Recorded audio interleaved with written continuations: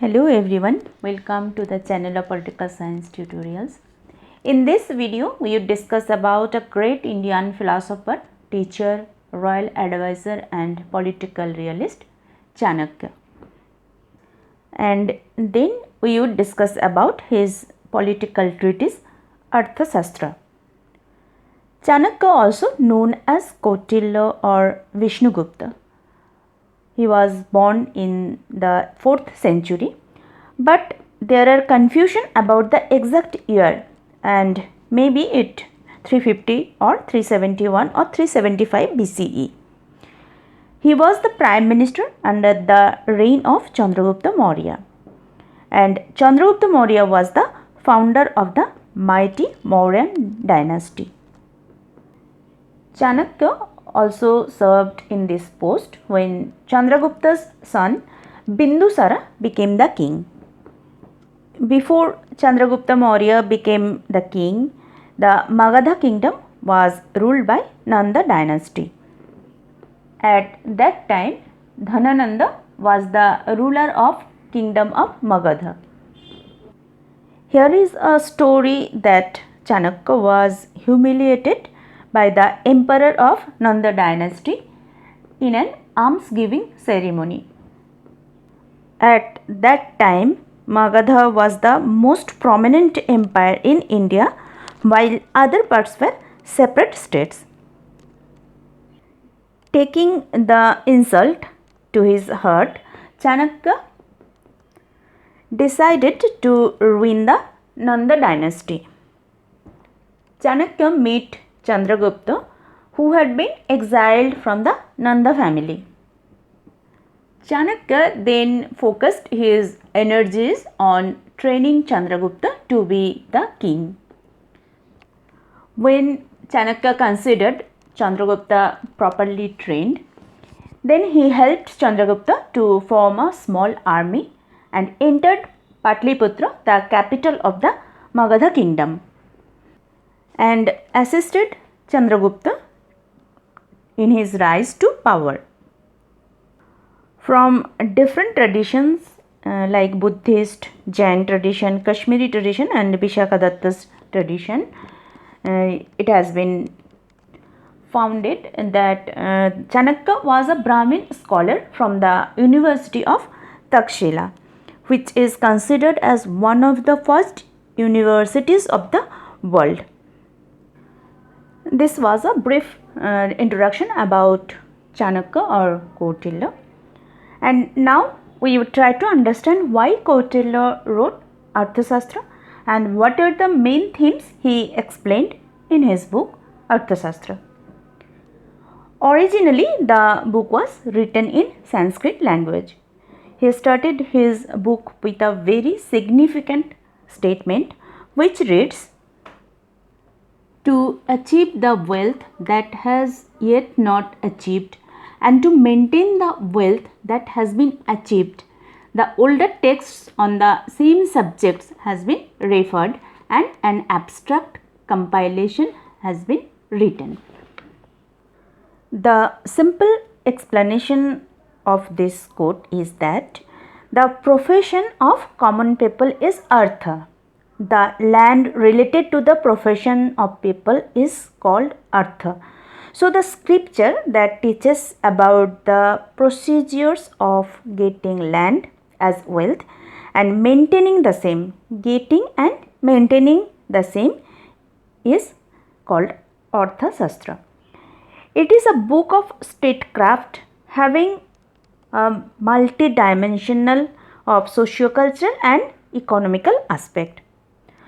Artha manifested by Kautilya is one of the three pursuits of moksha. Other two are dharma and kama and signifies much more than only wealth. Material being is just a part of this study.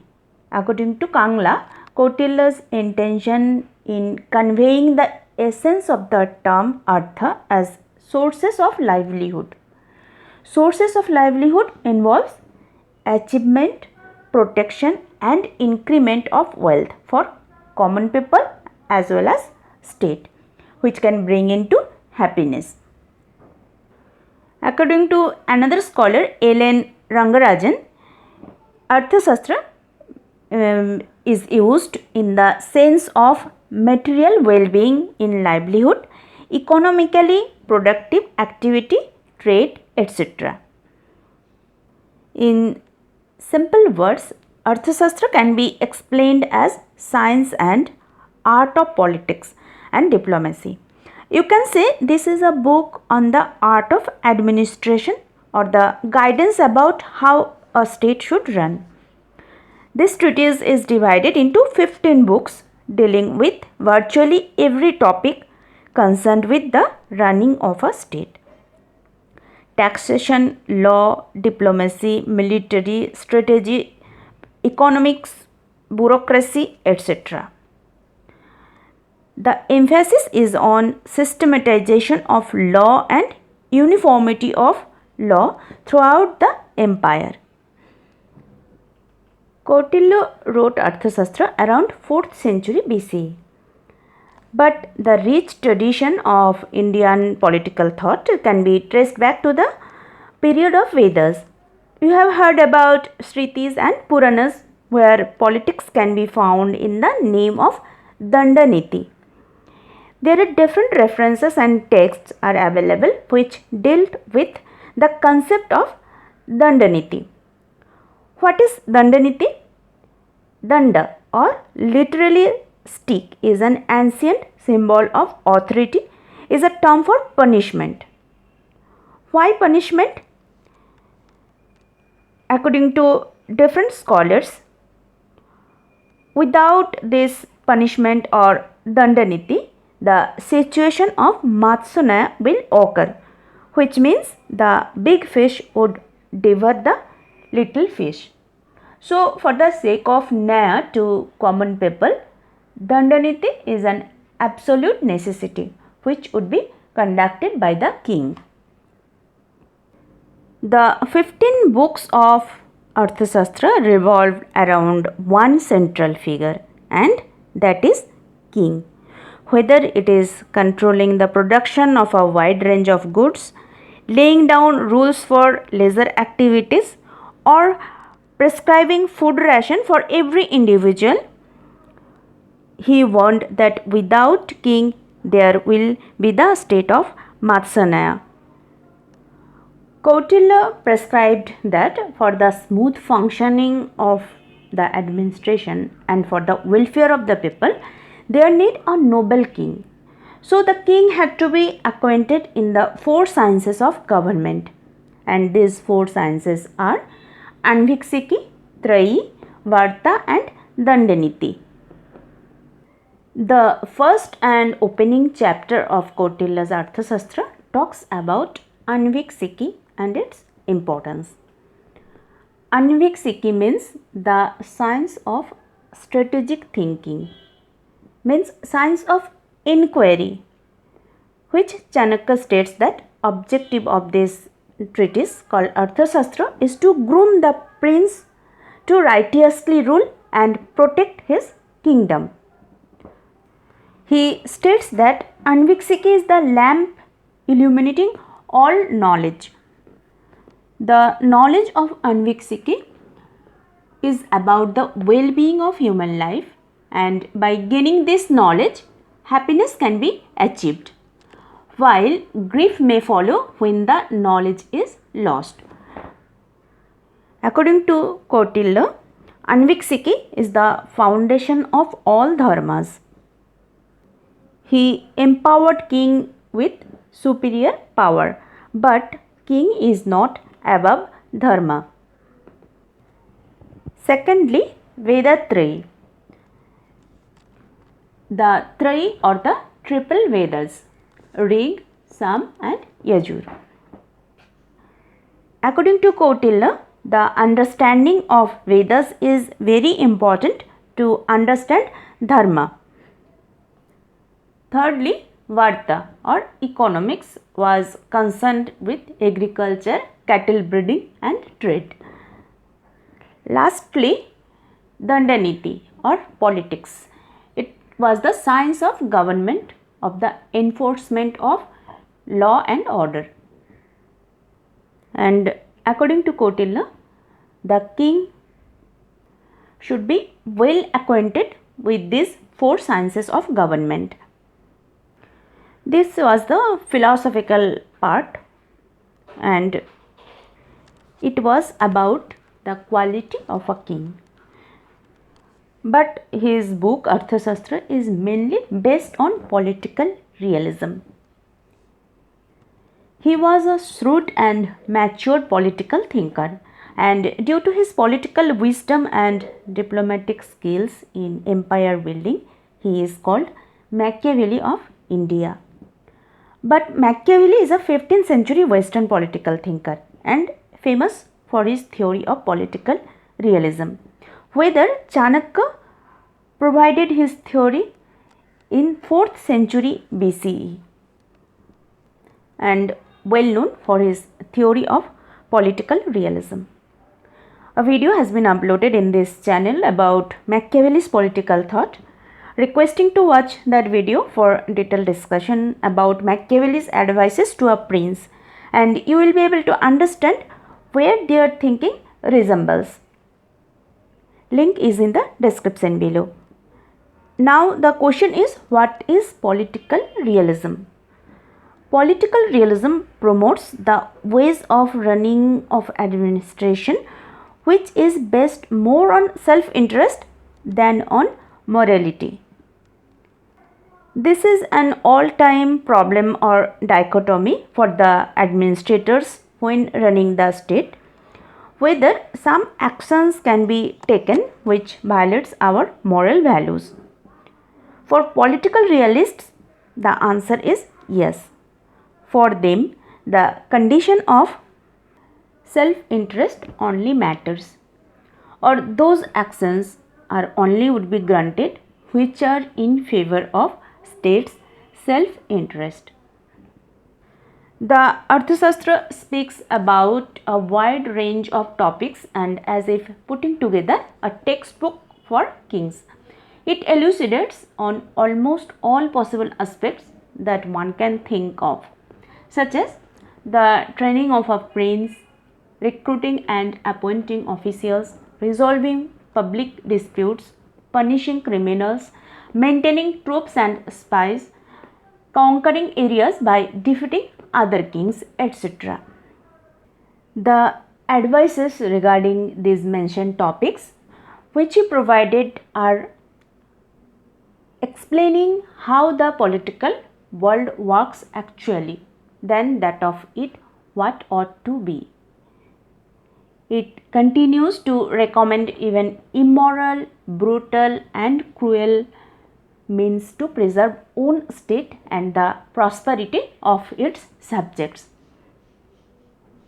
And for this reason, Kautilya is regarded as the first great political realist, who was the chief advisor to the Chandragupta Maurya, who united the India and subcontinent in the form of great empire at around 300 BCE. Considering the subject matter of Arthashastra, it can be said that it has 2 main objectives. First, preservation of state means internal security and general well-being of subjects by good governance and by law and order. And second, acquisition of the territories from others by expansion through excellent code of foreign policy. Keeping in mind these 2 objectives, he provided different theories like Saptanga theory, Mandala theory, theories of war, theory of welfare state, etc. In separate videos, I have discussed about this elaborately. Here I will discuss about these theories briefly. First, Saptanga theory of state. In Kautilya's Saptanga theory of state, the king heads the list of 7 constituent elements of the state. These 7 elements are Swami or the ruler, Amatya or the officials, Janapada means land or territory, Durga or capital city with fort, Kosa or treasury, Danda or army, Mitra or friend. Then Mandala theory. Mandala means the circle of states. The Mandala concept is one in which there are circles of friends and enemies, with the central point being the king and his state. In 3rd century BCE, India, there were many states, but Chanakya always had the dream of a unified country and wanted it to remain strong against every foreign invader. His Mandala theory is totally about the foreign policy of the state. Though Kautilya is considered as an expansionist, but he states in his book that continuous war is never desirable. So, in the question of war and peace, Kautilya was in view that when a particular issue can be solved from peace and war, one should prefer the peace, and it must be according to the circumstances and in the interests of the state. Either way, a state has to wage war. Because his main aim was to enable the king to achieve complete power. For this reason, he advocated 3 types of war: open war, concealed war, and the silent war. Open war means fought between states openly. Concealed war, this is similar to guerrilla war, and silent war by using secret agents and killing the officials of the enemy. Kautilya was also a proponent of welfare state. He states that in the happiness of his subjects lies the king's happiness. In their welfare, his welfare. He shall not consider as good only that which pleases him, but treat as beneficial to him whatever pleases his subjects. He states that it was the responsibility of the state to maintain and protect the weak, the handicapped, the orphan, the aged, the destitute, and the deprived sections of the society. Civic facilities were extended and maintained by the state. Furthermore, protection from natural calamities and post-disaster rehabilitation was a preserve of the state. This was a brief discussion about Chanakya or Kautilya and the main themes of his book Arthashastra. Hope the discussion was helpful. We'll come back with new videos shortly. Thanks for watching.